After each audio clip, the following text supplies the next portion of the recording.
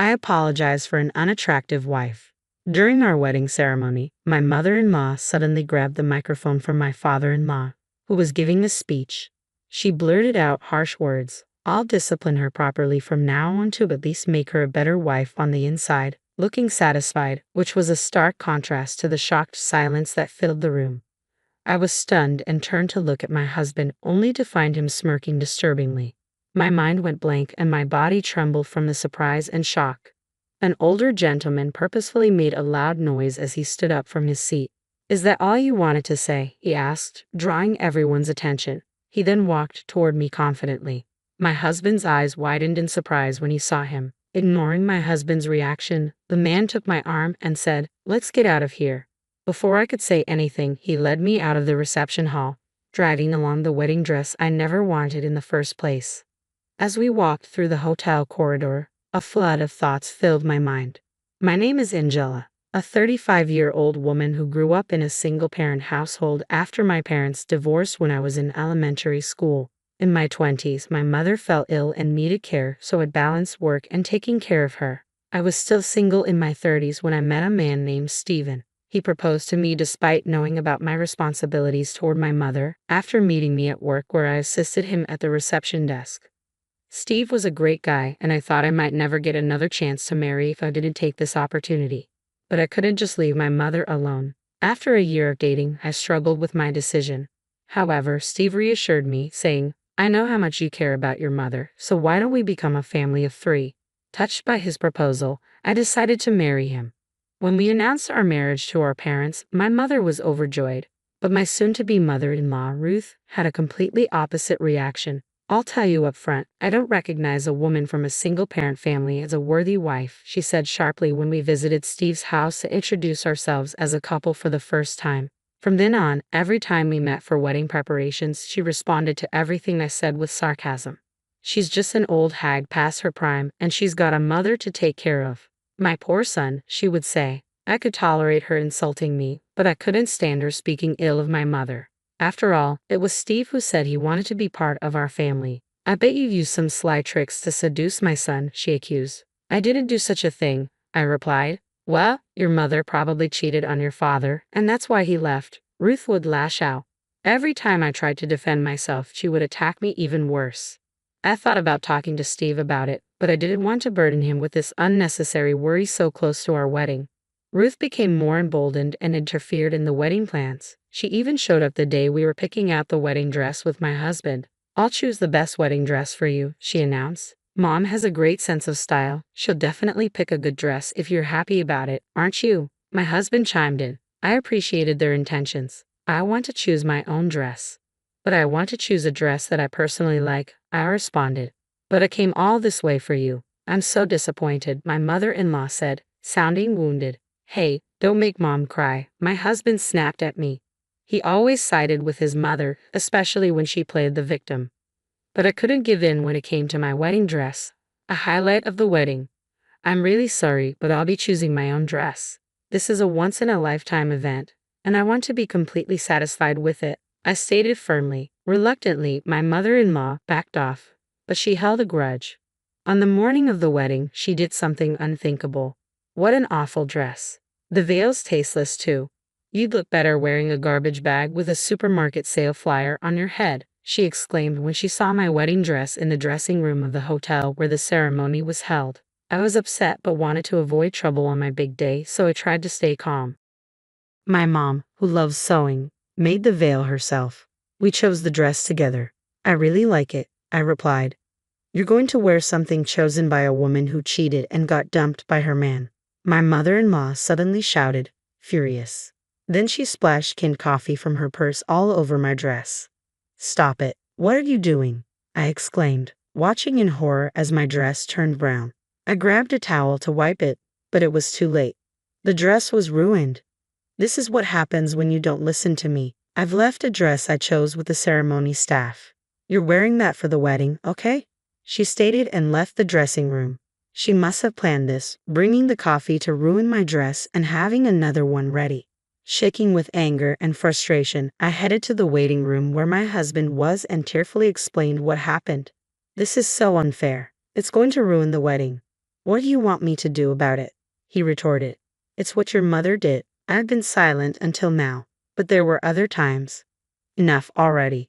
You're annoying, he interrupted, shouting in anger.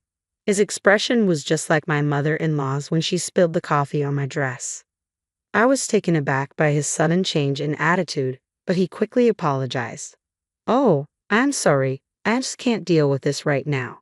My husband was sweating and looked extremely tense. Feeling sorry for losing my temper, I decided to calm down and listen to him. You seem pretty stressed out. What's going on? I asked. Actually, the CEO of my company is suddenly attending our wedding. He happened to be at the hotel for work and met my boss. After hearing about our wedding, he prepared a gift and decided to attend since there was an empty seat due to a colleague's illness. What a coincidence. Showing off your skills here might lead to a promotion. You don't have time to worry about your dress. Just do as my mother says. I didn't appreciate his attitude, but it seemed useless to argue. I decided to leave the scene. Then the wedding began. The ceremony at the church on the hotel's rooftop went smoothly, and I was relieved until the family speeches at the reception.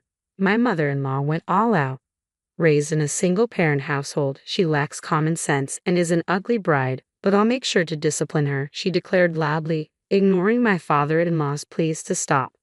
Just as I was about to explode with anger, a middle-aged man stood up with vigor and came over to me.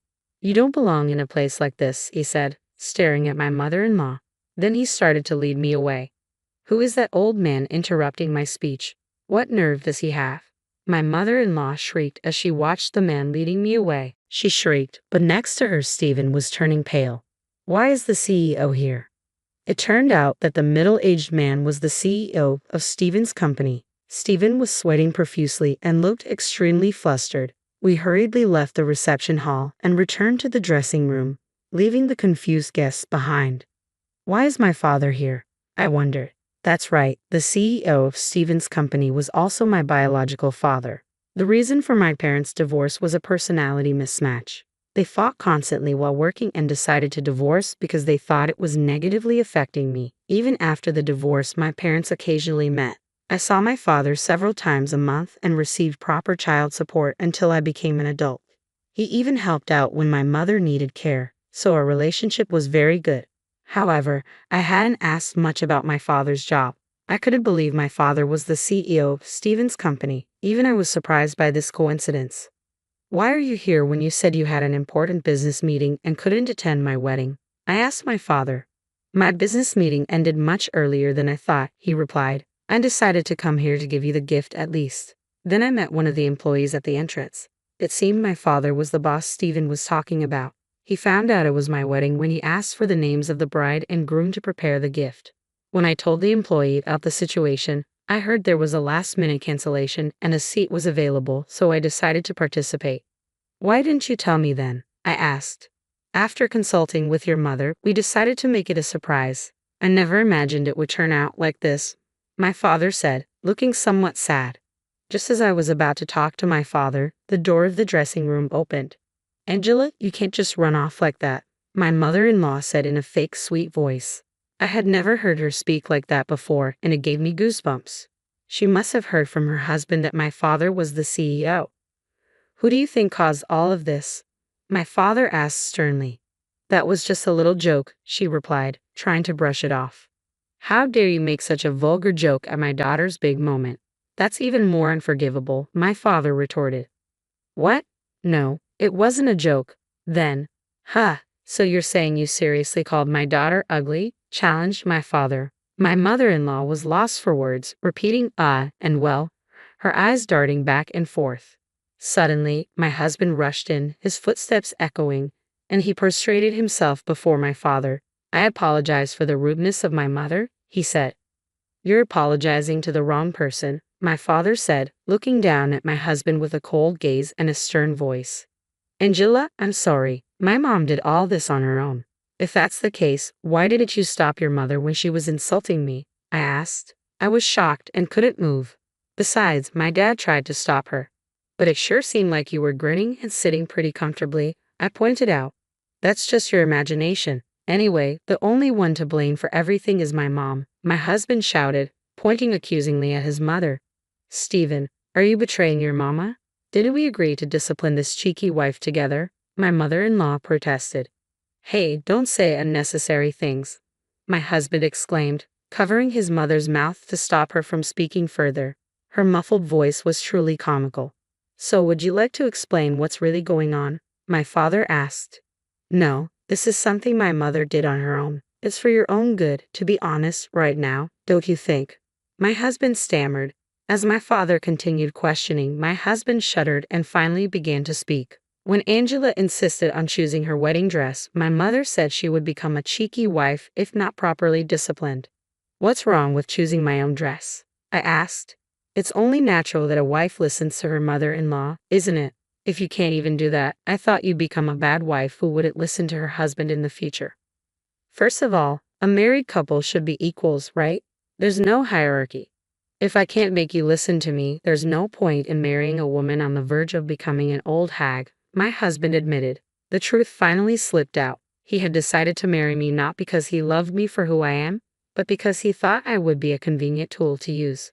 All those words about wanting to take care of my mother and becoming a family of 3 were just lies. Were they all lies?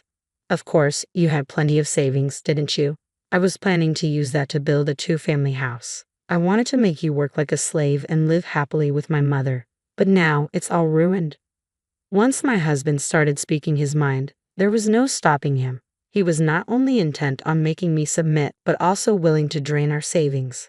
How selfish could a person be? Seeing my disgust, my husband seemed to realize he had misspoken and his face took on a shocked expression. No, that's not what I meant. That's it. It's over. You don't need a wife who won't spend money or act as a servant, do you? Wait a minute. I just lost my temper and blurted out something I didn't mean. As if I could believe that. I simply can't marry you. Sensing my resolve, my husband was visibly shaken, pacing around aimlessly. Then he seemed to remember something. Our wedding is today. We can't possibly send the guests home now. I will apologize to our guests and return their gifts. Since your mother is the cause of our canceled engagement, you will bear the costs of the wedding. You're joking. Even if we were to break up, it's your fault for making a fuss about one little outburst from my mom. As if it was just one time, huh? All the awful things you've said to me are right here. I pulled out my smartphone from my purse. I had recorded countless unbearable words from my mother-in-law. Pressing the play button, words like poor, ugly, harsh woman came out in quick succession in her unpleasant voice. When did I record all this? Well, I'm not a fool, you know. I will be claiming damages for emotional distress. I was just trying to discipline my daughter-in-law. I didn't do anything wrong. If you can't pay willingly, I'll take you to court. Please say the same thing in front of the judge. What are you talking about? This isn't a joke. Realizing she'd be at a disadvantage in court, my mother-in-law went pale and slumped on the spot. I'll reconsider your position at the company as well, my father added, with the final nail in the coffin. My husband finally broke down and fell to his knees. I'm sorry, Angela. Please forgive me. That's right, Angela. You're already married. You can't just divorce so easily. If we can overcome this wall, we'll make a great couple, right? My husband and mother-in-law started pleading. I forcefully shook them off and glared at them. Silence. Scum. Go to hell. With that, I left the dressing room. I then followed through with my declaration of canceling my engagement with Stephen and filed a claim for emotional distress against my mother-in-law. The full cost of the wedding was paid by my ex-husband, and the issue was finally settled. After that, my ex-husband was ostracized at work when his colleagues found out about the wedding fiasco.